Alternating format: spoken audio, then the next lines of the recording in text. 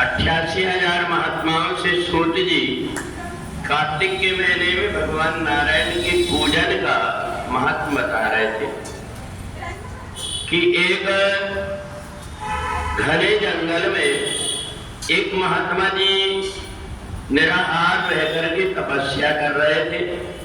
जब उनका शरीर छूटने का समय आया तो महात्मा जी को कई प्रकार के दर्शन भगवान के होने लगे। उनको ये अभिमान हो गया कि मेरे से बढ़कर के कोई तपस्वी नहीं। और जब उनका अंतिम समय आया जाने का तो उस समय वो सोच रहे थे कि मेरे लिए कोई दिव्य विमान आएगा। और थोड़े दिन में ऐसा ही हुआ, एक विमान आया और विमान में बैठ करके जब महात्मा जी जाने लगे तो बैठते हैं जैसे ही विमान आगे बढ़ने को हुआ उस समय दूतों ने रोक दिया। और उसी समय पर एक महिला जो भगवान का नारायण का कार्तिक के महीने में रोज पूजन करती थी प्रातः स्नान करके, तो जब उसका विमान आगे जाने लगा और विष्णु सहस्त्र नाम के मंत्र का उच्चारण होने लगा तो महात्मा जी को बड़ा क्रोध आया कि मेरे विमान को रोक करके, और ये कौन है जिसका विमान लेकर के जा रहे हैं। तो जैसे ही देखा तो एक वृद्ध माता बैठी हुई है।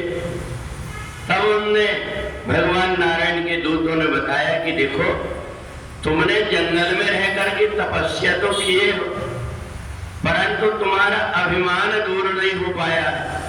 तुम्हें अपने आप को यह अभिमान है कि मैं इतना बड़ा तपस्वी हूं।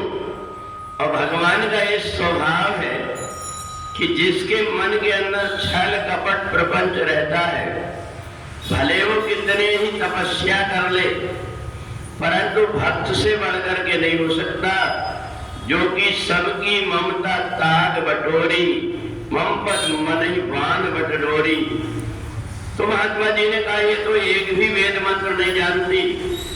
कहा वेद मंत्र नहीं जानती, परंतु इसने कान से भगवान विष्णु के सहस्त्र नाम को सुना है और उन्हीं मंत्रों के साथ में स्वागत करते हुए और उसको पहले स्वर्ग लोक ले जाया जा रहा है। तो सूत जी कहते हैं कि हजारों यज्ञ से बढ़कर के कार्तिक के महीने में भगवान नारायण का जो श्रद्धा और भक्ति से पूजन करता है उसका पुण्य है। इसलिए सीधा और सरल गंगा जी में स्नान नहीं हो पाता, तो जहां हम स्नान कर रहे गंगा जी का आवाहन कर लिए और मौन रह करके स्नान करके भगवान सूर्य को तुलसी को जल दे करके भगवान नारायण का पूजन करें। इस प्रकार से जो कार्तिक के महीने में व्रत करता है उसके ऊपर भगवान की अनंत कृपा होती है। बोली सच्चिदानंद भगवान की जय।